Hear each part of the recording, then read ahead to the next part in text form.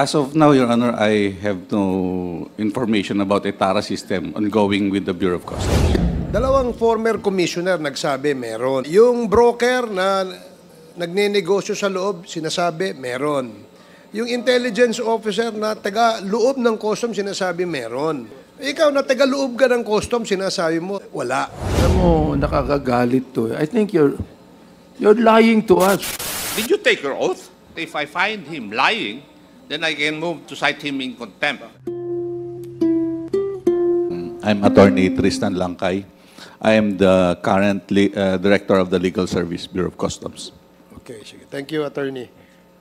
Thank you, Mr. Chair. May I proceed? Please proceed. Thank you. The two former customs director admitted that there's a TARA system. There was a TARA system during their tenure. Would that be correct?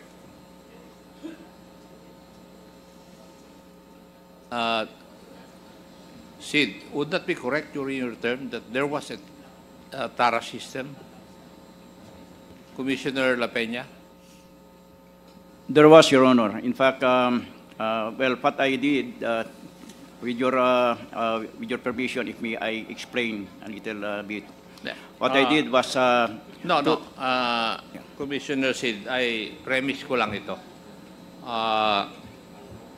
Commissioner Faldo, Yes, Your Honor. you admitted also that there Yes, was Your a Honor. TARA system during your tenure. Yes, Your Honor. Okay. Now, may I ask the representative of the Bureau of Customs, meron po bang TARA system ngayon? Your Honor, I'm sorry, I have no experience or knowledge on that TARA system, Your Honor. Currently, I'm just with the legal service of the Bureau of How long Customs. have you been in the Bureau of Customs? I've been with the Bureau of Customs since 2009, Your Honor. And you do not know of the existence of a TARA system within your department or your office? As to the existence, Your Honor, I have no personal knowledge of that. I'm not asking whether you have personal knowledge. Yes, Your Honor, if not personal knowledge, I've heard about it during discussions like this forum, during investigations. Sa mga kwentuhan, Your Honor, narinig ko, pero wala akong experience on that, Your Honor. Attorney, Yes, sir. hindi naman galing sa Bureau of Customs yung report sa amin, galing sa mga broker mismo. Yung nakikipag-deal sa customs na may TARA system. I do not know, you have been with customs since 2009 and you, in this committee, the two customs director already admitted that there was a TARA system during the term. Tapos ngayon, ang tanong ko, meron pa ba sa Bureau of Customs? Sabi mo, attorney, you do not know. You do not have any personal knowledge. Did you take your oath? No, he has not taken his oath yet, Your Honor, but we can administer the oath now. Comsec, please. I think it is necessary, Mr. Chair, so that if I find him lying, then I can move to cite him in contempt. Okay. Please, Comsec, administer the oath of Attorney Langkay from the Bureau of Customs. Sir, please stand. Do you swear to tell the truth, the whole truth, and nothing but the truth in this congressional inquiry, so God may help you? Yes, the oath has been administered, sir. Thank you, Comsec. Please proceed, Congressman Acop. Thank you, Mr. Chair. I do not know, attorney, if in the previous hearing, present po kayo. I was not present, Your Honor. It was Attorney Boca? I think it's Boco, Attorney Dibuco, Your Honor, one of the chiefs who is under the legal service, Your Honor. I agree. At halos parehas kayo ng sagot. You do not have personal knowledge. Yun din ang sagot nung representative ng Customs in the last hearing. But I would like to tell you, dalawa na yung naging commissioner ng Customs. Sinabi po nila, inamin nila na may TARA system.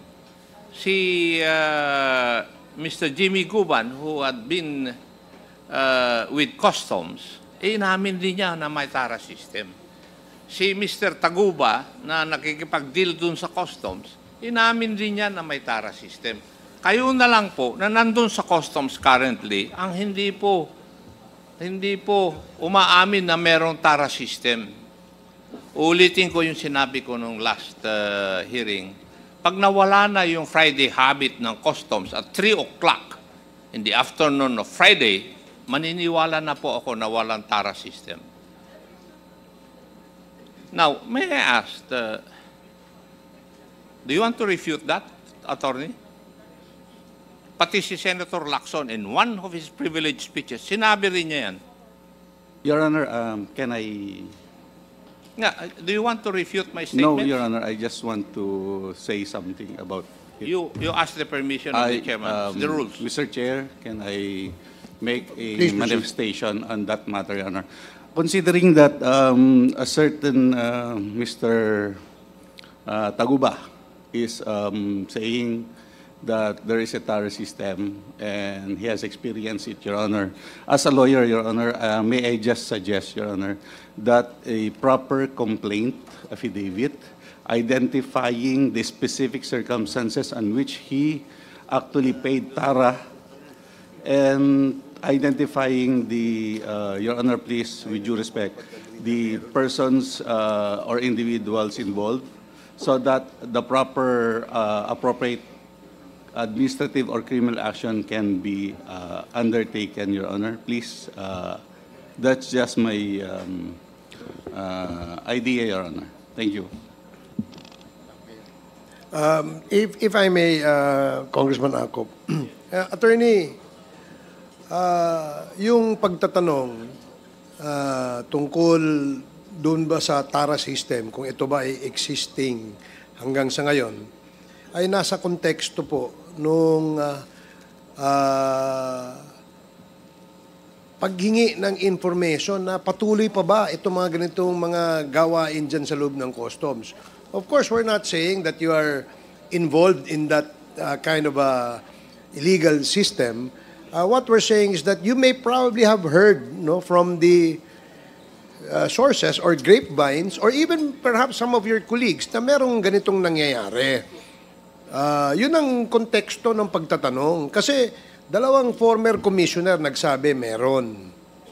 Diba? Yung broker na nagnenegosyo sa loob, sinasabi meron. Yung intelligence officer na taga-loob ng custom, sinasabi meron. Ikaw na taga-loob ka ng custom, sinasabi mo, hindi mo, wala. Diba? So ano yun? Yung please, you probably have heard that there are stories about the TARA system inside. Kasi sa tagal mo dyan, imposible. Di ba, Attorney? Yes, please. Your Honor, can I expound, Your Honor?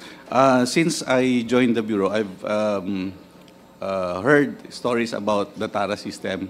And it seems that the TARA system was in place even before this container shipments was in place. Yes. Because shipments before was in open. There's no modal containers. It's not covered. So in open. So they make the TARA, they count. TARA is a counting system at the time, Your Honor, that they make. Yes. Attorney, that was the context, Your Honor, and then that I explained that I heard. Then eventually, Your Honor, during my stint in the Bureau of Customs, I also heard it during inquiries, just like what happened during the inquiry in this EMT case, Your Honor, please. Hindi, ang sinasabi, you're lecturing us on the sinasabi mong TARA na yung the usual word, the real definition of TARA. But in this case, in the context of the questions raised by Congressman Acop, yung TARang pinag-uusapan natin dito ay yung lagay, ay yung grease money. Ang tanong, ulitin natin, tinatanong ni Congressman Acop, meron pa bang grease money o TARA dyan sa Bureau of Customs sa ngayon? As of now, Your Honor, I have no information about a TARA system ongoing with the Bureau of Customs. Mr. Chair, Okay, si alam mo, nakakagalit to. I think you're lying to us. You know, you have been there for quite a time. If the commissioners know about that, why don't you know? You're a lawyer. My goodness, and you're even telling us, suggesting to us that Mr. Tagupa file a complaint?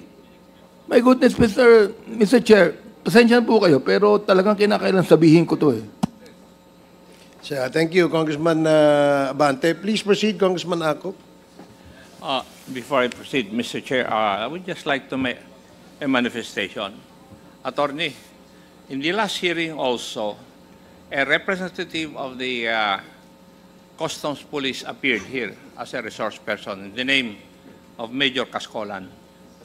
Inamin din po niya na merong TARA system. I am surprised na kayong dalawa na nandun sa legal department, parehas kayo ng sagot. It is of record, Attorney. Now, may I proceed, Mr. Chair? I would like to ask the two commissioners. Inamin niyo po na merong TARA system at may, sa pagtatanong ni Honorable Abante, may mga nawawala para sa gobyerno. Tama po? Yes, Your Honor. Now, may I know, have you ever estimated the amount of money that government is losing because of this TARA system annually? Para makita natin anong epekto nito sa ating bansa. Have you ever conducted an investigation on the estimate of money lost by government annually?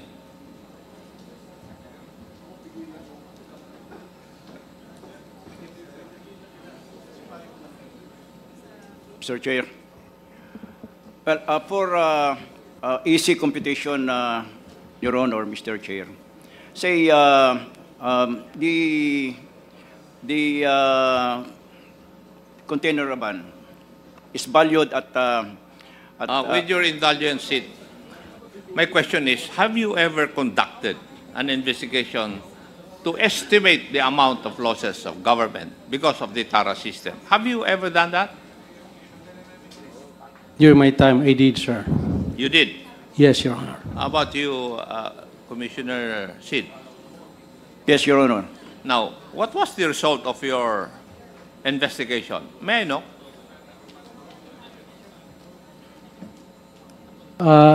During my time, Your Honor, there's around 2,500 containers coming to the country every day. If the TARA system applies at that time, it's around 30,000. So annually, the government is losing around 27 billion, Your Honor. B? Yes, Your Honor, that's my estimate during my time. 27B per year. Yes, Your Honor, based on the 2,500 containers coming in daily during my time, Your Honor. Sid? Yes, Your Honor. Well, practically it's almost the same, Your Honor. Yeah, if you compute losses of 200,000 per shipment at 10 per importer, and if you have 250,000 containers, so if the value of that 250,000 is No, 2,500 containers a day. Yun po ang statement ni yes, Your Honor. Commissioner Faeldon, hindi Yeah. 250,000. Yeah, I agree with the computation of Commissioner Faeldon, Your Honor. That would be Yes, the same amount. Yes, Your Honor. Now, may I ask the current Bureau of Customs, the representative, do you know of this? Siguro wala dahil you do not know whether there's a TARA system or not. Tama po ba, Attorney? I don't have I don't have those numbers, Your Honor. You could just imagine if the calculations of both the former commissioners would be true, 27 billion na nawawala sa atin annually. Thank you, Mr. Chair. Yun lang po ang gusto kong malaman.